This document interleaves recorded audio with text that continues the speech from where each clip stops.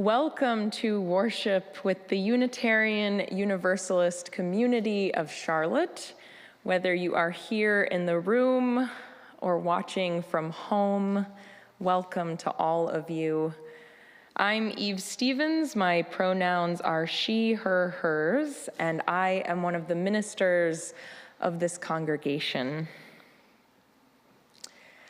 I have two young children, and when I get a full night of restful sleep, I count it as a precious, joyous, delicious, blissful, luscious blessing.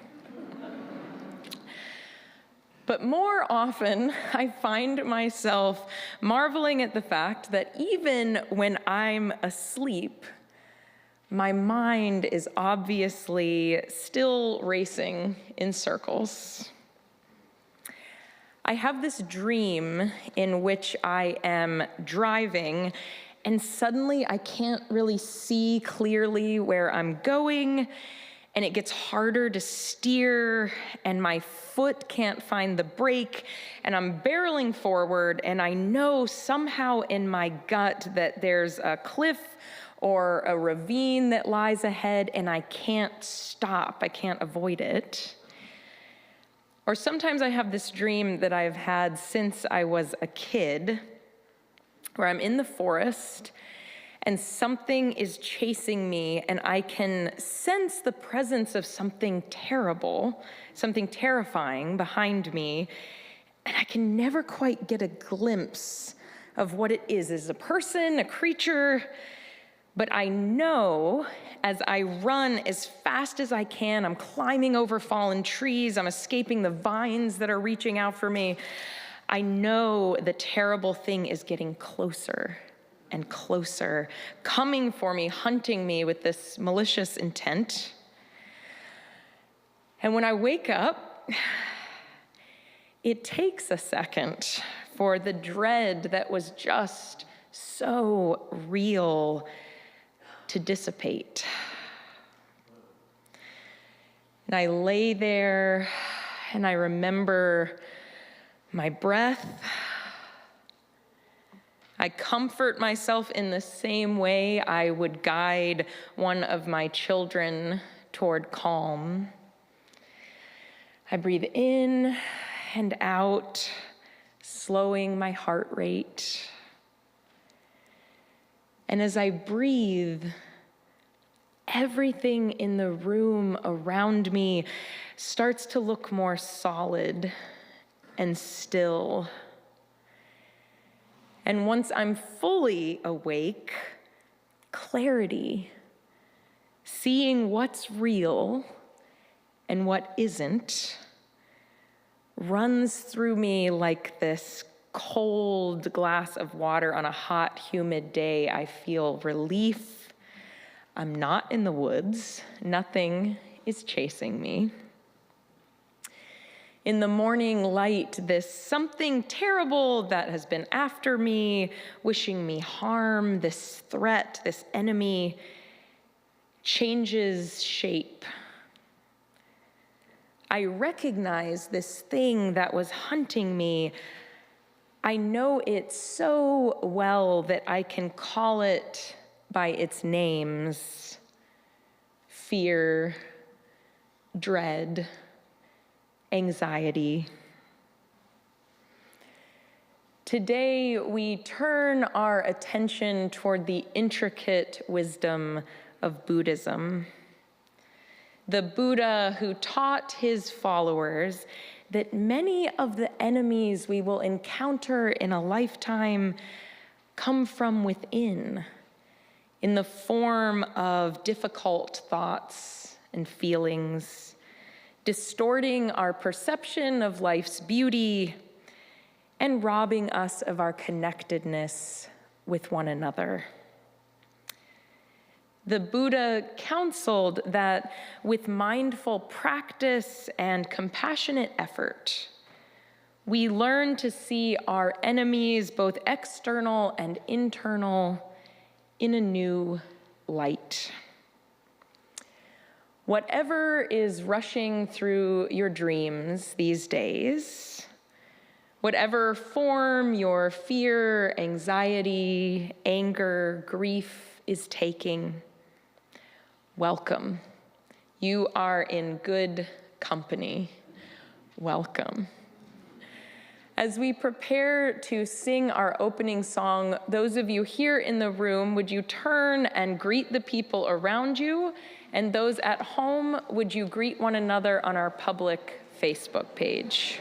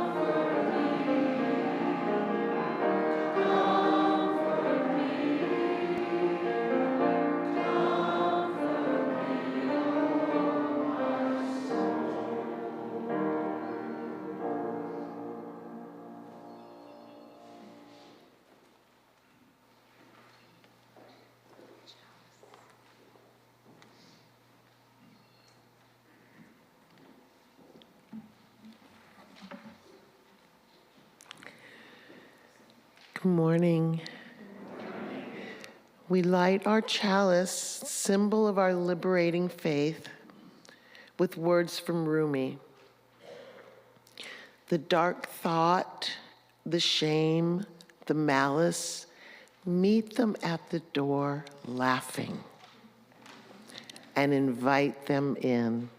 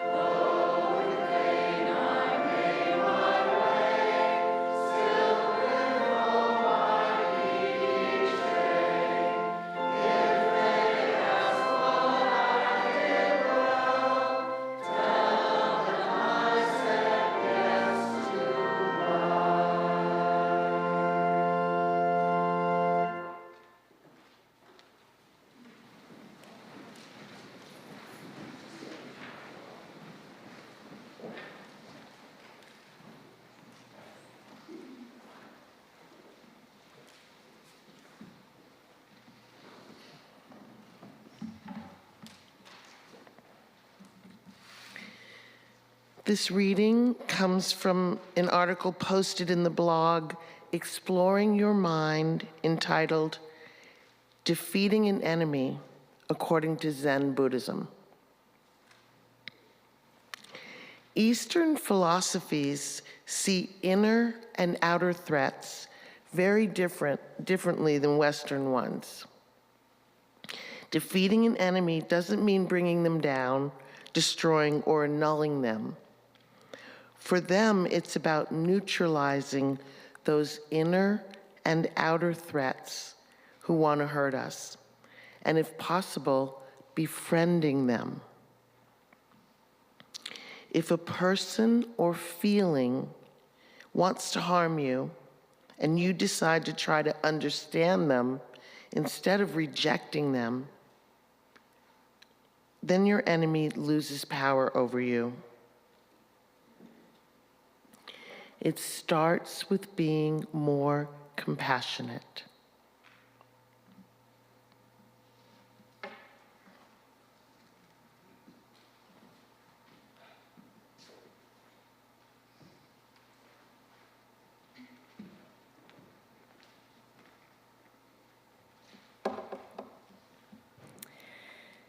The Thursday Bon River that runs through the central portion of Vietnam has long been called the Mother River.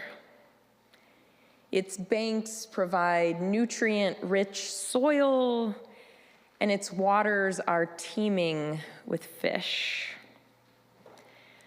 But during the Vietnam War, large portions of the Thursday Bon served as a dividing line between the northern and southern Vietnamese armies.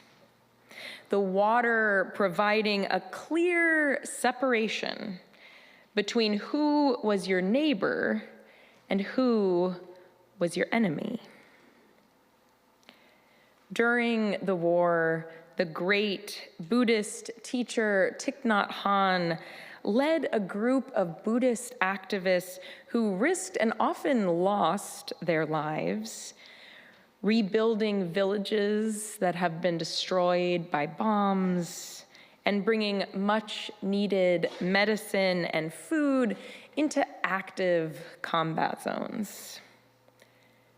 Throughout their years of service together, no matter the urgency of whatever crisis had befallen them that week, Thich Nhat Hanh insisted that these activists join him in devoting one full day a week to sitting together, breathing deeply, and regaining their ability to feel and see clearly.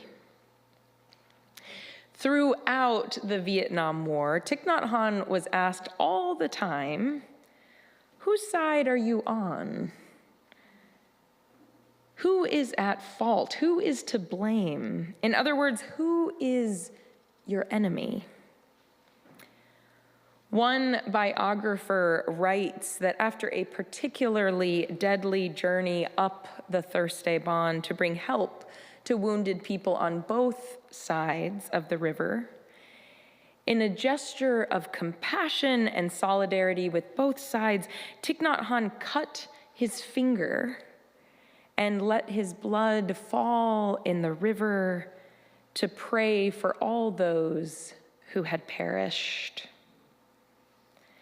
Thich Nhat Hanh remained faithful to his meditation practice, his relentless effort to feel and see clearly. Through his practice, he reached out toward his enemies, all those who wished him harm, who were killing his people and tearing his home apart. And rather than fighting these enemies or attempting to separate himself from them, he reached out, opening his heart to them more and more day by day. And through great effort, a lot of courage, and a lot of practice, Thich Nhat Hanh taught his followers that when we view an enemy through the lens of loving kindness, we can see their suffering clearly, and they themselves begin to change shape. Our empathy, our compassion has the power to heal our false sense of separateness so we can better understand our connectedness. When we see through the lens of loving kindness, the one who was once our enemy becomes a kindred soul who suffers as we have suffered. Thich Nhat Hanh wrote a poem for his young followers during the war. These brave, compassionate souls who risked and often lost their lives in the crossfire while attempting to ease the suffering of others. He called the poem Recommendation, and in it he says, "Promise me. Promise me this day, promise me now while the sun is overhead exactly at the zenith, promise me. Even as they strike you down, even as they step on you and crush you like a worm, remember, this person is not your enemy. The only thing worthy of you is compassion. The only thing worthy of you is compassion. Invincible, limitless, unconditional." Please rise in body and or spirit. We'll sing together, filled with loving kindness.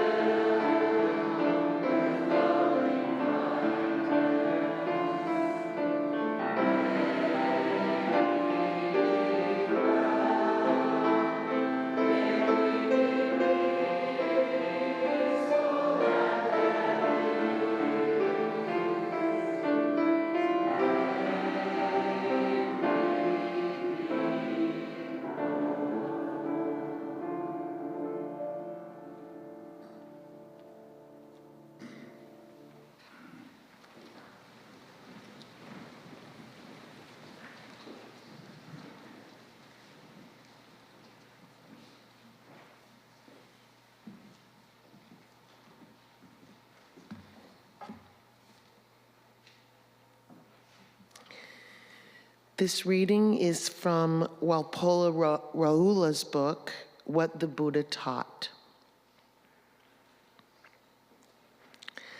There is a way of practicing mental development meditation with regard to all our sensations or feelings, whether happy, unhappy, or neutral. Let us take an example. You experience an unhappy, sorrowful sensation. In this state, your mind is cloudy, hazy, not clear. It is depressed. In some cases, you do not even see clearly why you have that unhappy feeling. Say you are really angry, overpowered by anger. It's curious and paradoxical that the one who is in anger is not really aware, not mindful that they are angry.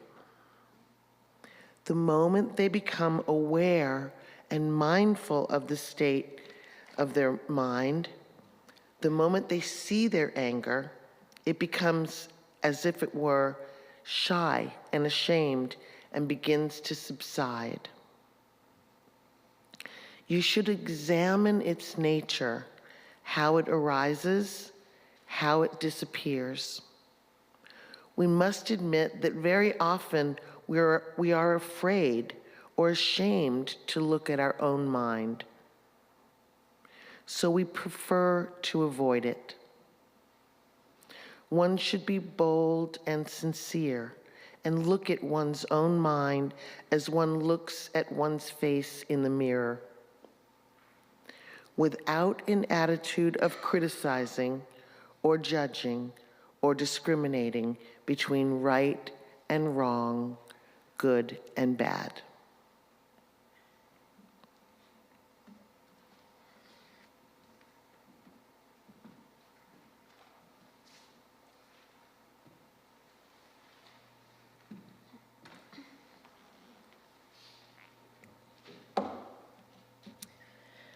For many of us, when something or someone is causing us pain, our instinct is not typically to reach out in compassion with loving kindness. Our impulse is more likely to fight or to distance ourselves as far as we can from what is causing us pain. This is true even when the pain is coming from inside.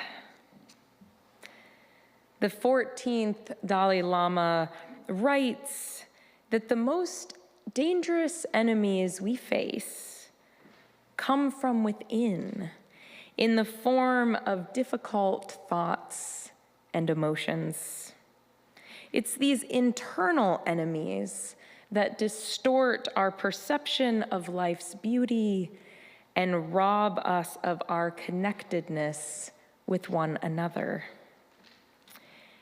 And yet, he says that fighting our internal enemies or attempting to distance ourselves from these painful thoughts and emotions only gives them more power, only makes them stronger. It's only when we look at them through the lens of loving kindness that they're transformed into something less painful, less harmful, less likely to spill out of us and into the world around us. Denise Levertov writes of her struggles to meet her own emotional pain with compassion. In her poem, Talking to Grief, she says, "Ah, grief, I should not treat you like a homeless dog who comes to the back door for a crust, for a meatless bone. Grief, I should coax you into the house and give you your own corner, a worn mat to lie on, your own water dish. Grief, you long for your real place to be readied before winter comes. You need your name, your collar and tag. You need the right to consider my house your own, and me your person, and yourself my own dog. The Buddhist author and teacher Jack Kornfield writes of another painful emotion known to prey on our minds and hearts. He says we can actually feel the danger when we are possessed by anxiety, trapped in its grip. Anxiety tightens and stresses our entire body, keeps us from rest. And when we consider acting to counter the anxiety, trying to escape its grip, our fear of what might happen should we confront it head on can be too daunting to pursue. But rather than fight or flee, Buddhist teachings instruct that we treat the anger, the grief, the anxiety like any external enemy we encounter. Gently, patiently, channeling loving kindness, breathing compassion into our own body, wishing safety, wishing ease, wishing well-being for our fear, our dread, until the tension eases, the feeling transforms. In an anxious state, our mind is cloudy, hazy, not clear.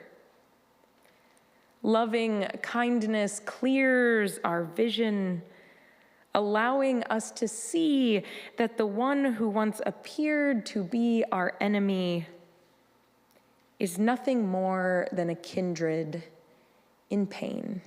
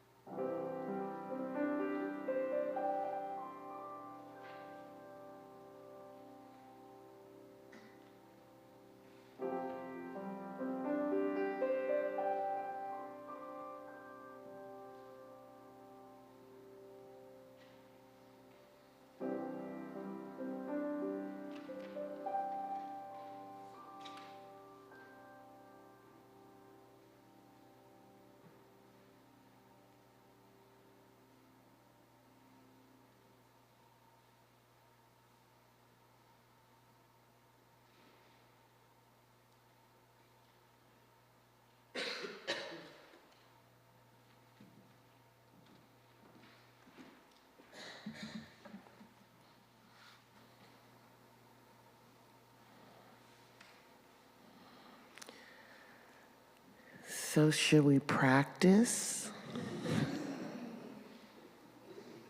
Let's have a practice, okay? I'm Debbie George, and I teach at Insight Meditation Community of Charlotte, meditation and Buddhist studies. So I'm happy to be here and to guide a little practice for you all.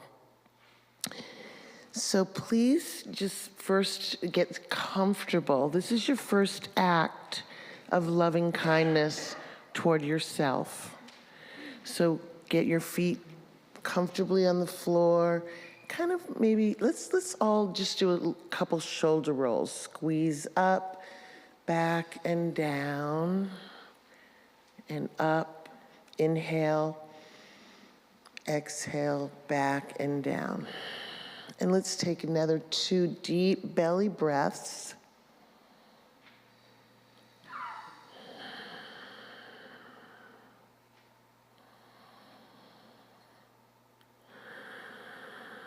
And this is a simple practice that you can do throughout your day. Whenever you're aware that you might be stressing, that there might be some unease going on, you might notice it in your heartbeat or your nervous system, or you might notice your mind in some kind of contention with something, or wanting something, wanting people to be a certain way, wanting yourself to be a certain way. So you notice some tension, some emotional or physical tension, and you can pause, take that deep breath, let your eyes lightly close, just rest lightly on the eyes, the eyelids, and come home to this moment in this body, and notice that breathing is happening all on its own. And when we bring our awareness to the in-breath and the out-breath, the mind is now out of trouble. It's now in a place where it can rest. So we want to notice this in-breath, not the idea of the breath, but the actual breathing in, breathing out, the feeling tone of the air. Let's try that.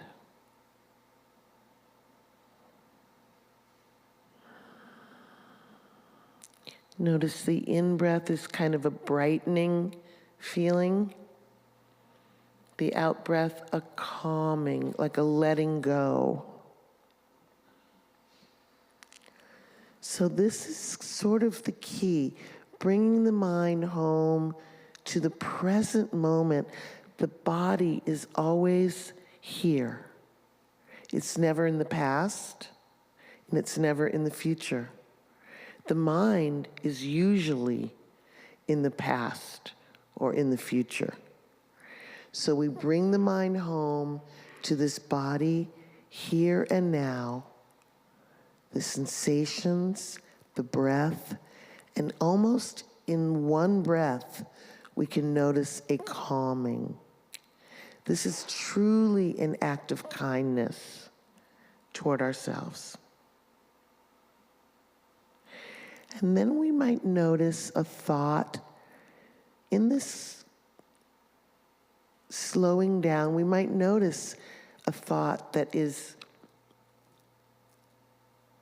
difficult, let's say.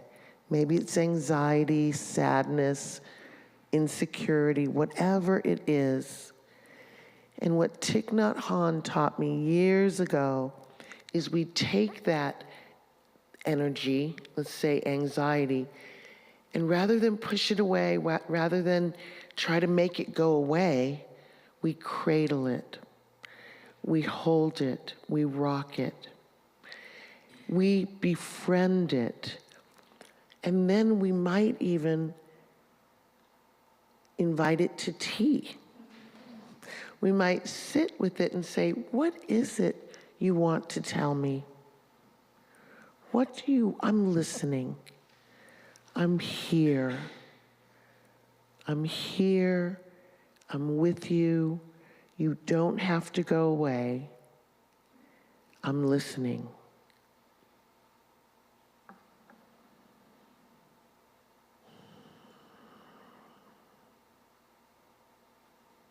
We continue to come back to the breath.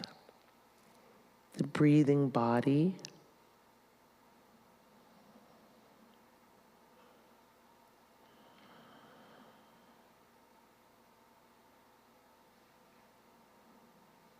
and just like clouds in the sky, what happened to that strong emotion? It drifts, it shifts, all on its own. The sky is our mindfulness, it's our awareness. Feelings are the clouds. We learn to witness and allow the movement with our feet on the ground, our intention to take care of ourselves and others, and we can rest here as many times a day as we can remember. We can pause.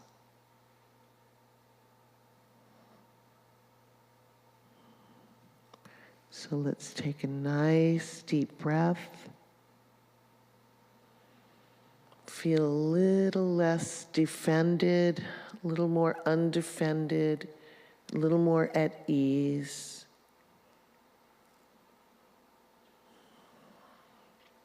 We can bow to the light of goodness in us, and we can bow to each other.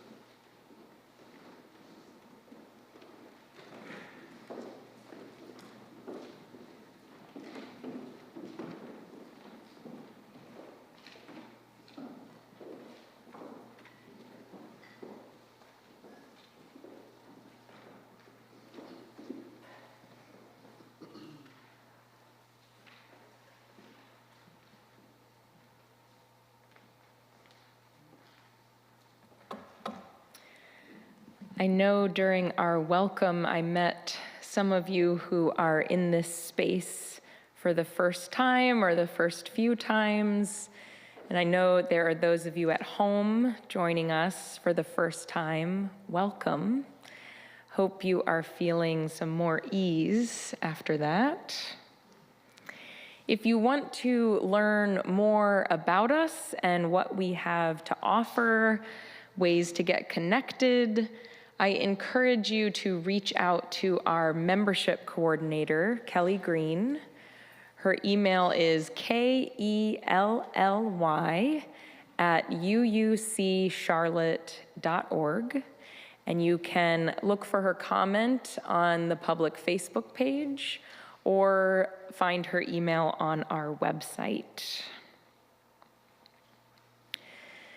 Together in community, we send our loving kindness toward those in our midst who are in particular need of our care, wishing them wholeness and ease.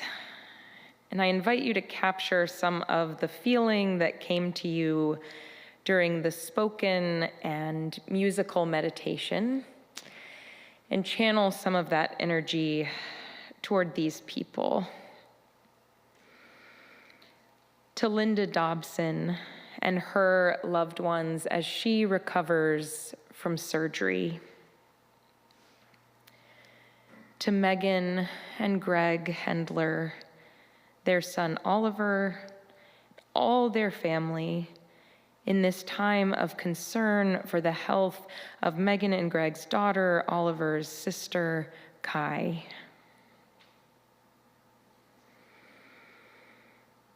We send love and ease to Mary McNeil as her sister enters the care of hospice. And to Bill and Abby Steppen, Colin, and all their family as Bill continues to recover from a serious surgery.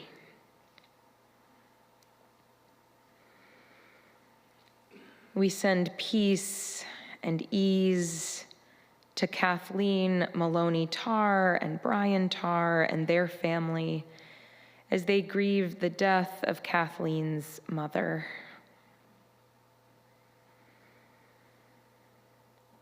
To Ann Todd and her family as she grieves the loss of her husband, our longtime beloved member, Eugene Todd.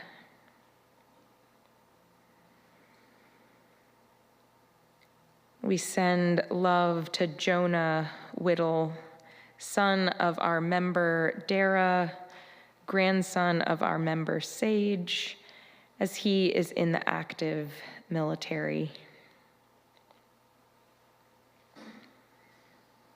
We send peace and ease to Eric Willem and Rebecca Cheatham and Dexter and Luna and their family as they mourn the death of Eric and Rebecca's nephew, Dexter and Luna's cousin.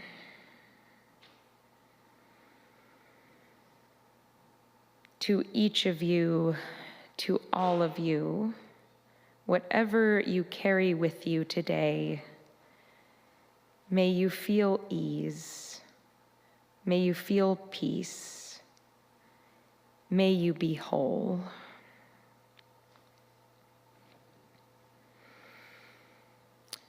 And now I invite one of this year's co-chairs of our Board of Trustees, Ann Doss Helms, to come forward with an important message.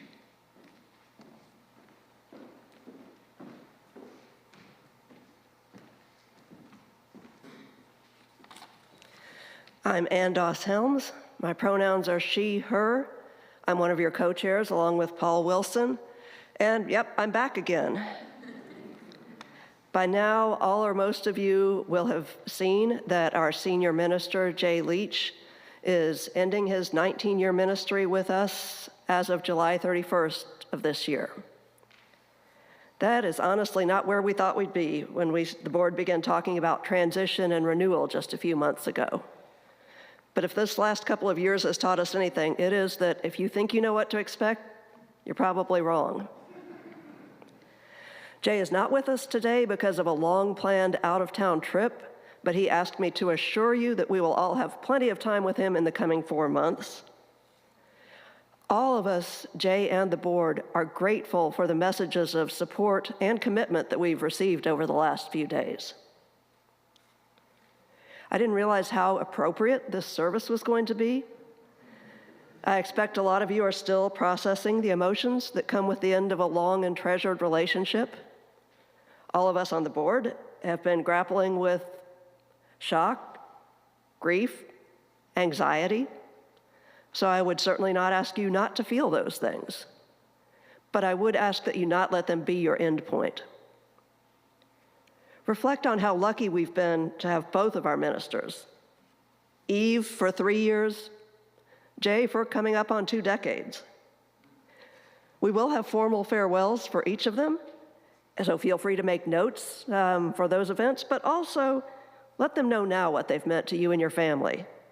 Kind words can make such a difference in tough times. And think back to the time when you discovered the Unitarian Universalist community or church of Charlotte.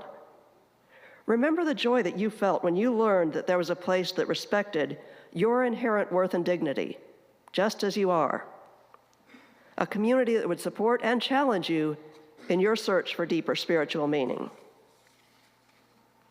For some of us, that means thinking back decades. Maybe you remember the search that brought Jay to us, or even the one before that. No matter how long you've been here, you stepped into a place that was created by people who came before us. And we need you now. Maybe you've been here a few years, and you're just starting to figure out what ownership and leadership mean for you. We need you now. Maybe you came quite recently, even during the pandemic. And I hope you know how much hope and energy you've already brought to this community just by showing up and getting involved. We need you too. Now, a few of you may not recall your first encounter with UUCC, because for some of you that came while your parents stood right up here holding you in their arms at a family dedication ceremony. It may have been Jay or Eve who handed your parents a rose and called out your name to our community. But it was all of us as a congregation who made a covenant with your parents to be your spiritual guardians, to create a community of love and respect where you would be welcomed, accepted for who you are, and encouraged to grow and mature spiritually.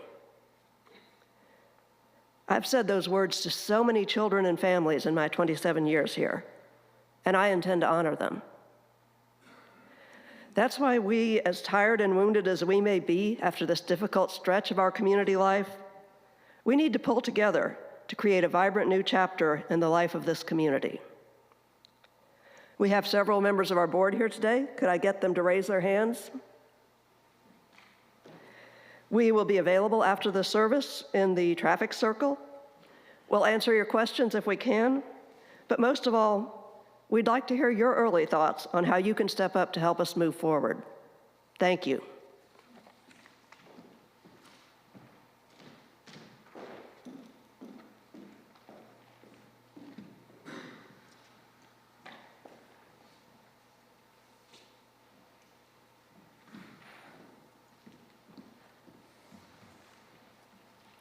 Thank you, Ann. You helped me stop and do the math. We joined in 1997. 25 years this summer.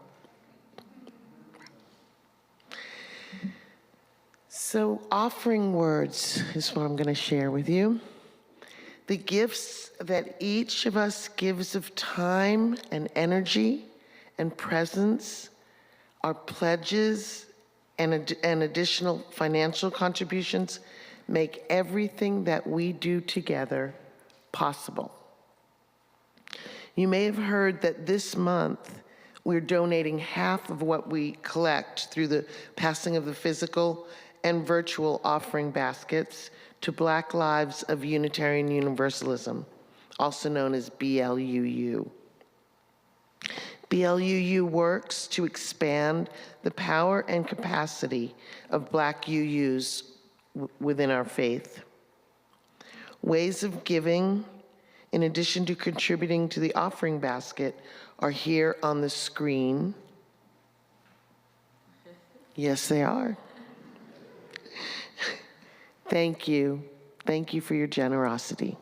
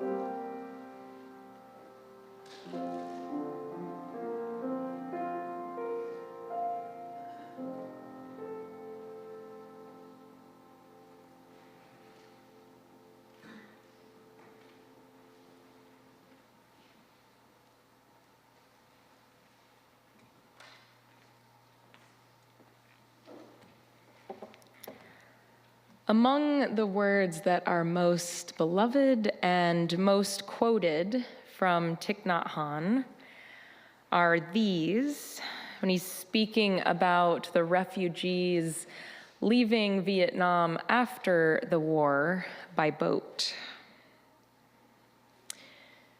When the crowded Vietnamese refugee boats met with storms or pirates out on the ocean, if everyone panicked, all would be lost. But if even one person on the boat stayed calm and centered, it was enough. It shows a way for everyone to survive. Please rise in body and or spirit. We'll sing one more time together.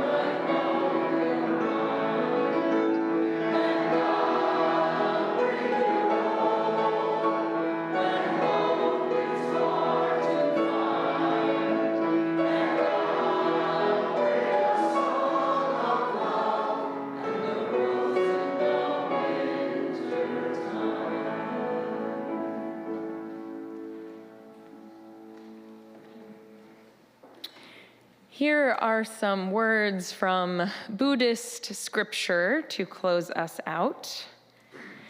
The Buddha spoke and said, "Just as the radiance of all the stars does not equal a 16th part of the moon's radiance, but the moon's radiance surpasses them and shines forth bright and brilliant, all other efforts toward enlightenment do not equal a 16th part of the liberation of mind by loving kindness. The liberation of mind by loving kindness surpasses them and shines forth bright and brilliant." Those of you here in the room, as Anne said, we hope you will join us in the traffic circle for some good coffee. And those of you at home, we'll see you next week. Please be seated.